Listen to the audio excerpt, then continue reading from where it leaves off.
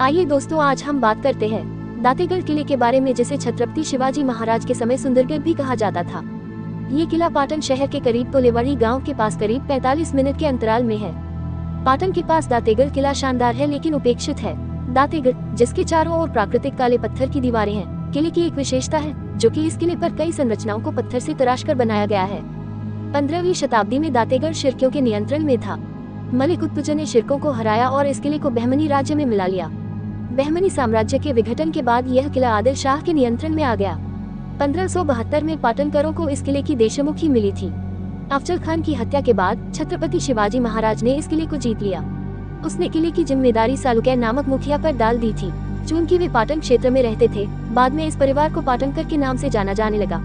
छत्रपति संभाजी महाराज की मृत्यु के बाद किला मुगलों के पास चला गया। 1689 में मराठों ने इस किले पर पुनः अधिकार कर लिया। उस समय के संजी तथा पाटनकर के पराक्रम के लिए राजाराम महाराज ने उन्हें पाटन महल में 34 गांव दिए थे।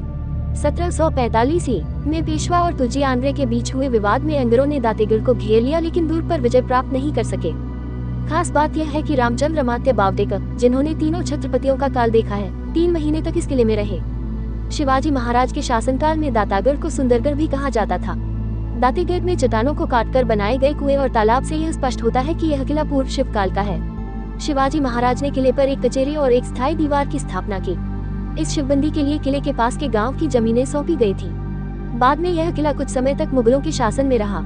मई 1818 में कैप्टन ब्राट ने बिना किसी लड़ाई के किले पर कब्जा कर लिया। पश्चिमी तट पर टूटे हुए दरवाजे के बगल में गणेश की 6 फुट ऊंची मूर्ति है, जिनके कान चमेली की पंखुड़ियों की तरह खुदे हुए हैं। इस मूर्ति के बगल में दाहिनी और हनुमंता की 10 फीट ऊंची मूर्ति भी है।